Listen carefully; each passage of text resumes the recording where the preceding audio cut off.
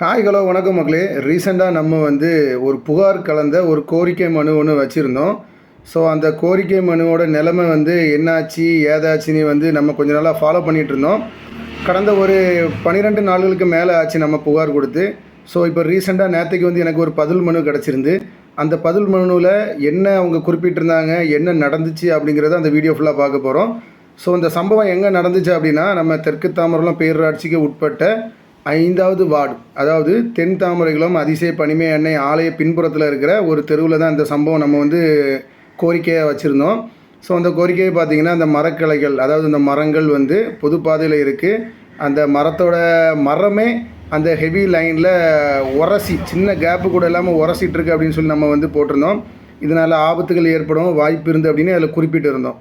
So அந்த குறிப்பிட்ட அந்த மனுவுக்கு அவங்க என்ன பண்ணியிருந்தாங்க அப்படின்னா, அந்த மனுவில் பார்த்தீங்கன்னா தமிழ்நாடு மின் பகிர்மான கழகத்திலேருந்து நமக்கு அனுப்பியிருந்தாங்க. யார் அனுப்பியிருந்தாங்க அப்படின்னு பார்த்தீங்கன்னா, அந்த அதிகாரி உதவி செயற்பொறியாளர் விநியோகம் கன்னியாகுமரி, பெறுநர் நம்ம பேர். அதில் என்ன கருத்தை அவங்க தெரிவிச்சிருந்தாங்க அப்படின்னா, பார்வையின்படி பெறப்பட்ட புகாரில் குறிப்பிட்டுள்ள முகவரியில் கள ஆய்வு மேற்கொள்ளப்பட்டது. மேற்படி கள ஆய்வில் தாங்கள் புகாரில் தெரிவித்துள்ள பகுதியில் தாழ்வழுத்த மின்பாதைக்கு அருகில் இருந்த மரக்கிளைகள் வெட்டி அகற்றப்பட்டு மின்பாதை பராமரிக்கப்பட்டு சீரான மின் விநியோகம் வழங்கப்பட்டது என்று பதில் தெரிவித்துக் கொள்ளப்படுகிறது. இப்படிக்கு உதவி செயற்பொறியாளர் விநியோகம் கன்னியாகுமரி. இந்த தகவலை குறிப்பிட்டு எனக்கு ஒரு பதில் லெட்டர் கிடச்சிது.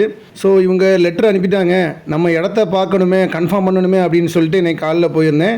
அவங்க அந்த லெட்டரில் குறிப்பிட்டிருந்ததுபடி கரெக்டாக அவங்க அந்த இதெல்லாம் கிளியர் பண்ணி கொடுத்துட்டாங்க. பட் அந்த மரத்தை எதுவும் பண்ணலை, கிளைகளை மட்டும் நீக்கி கொடுத்துட்டு அந்த லைனுக்கு எந்த பிரச்சனையும் இல்லாமல் இருந்துச்சு.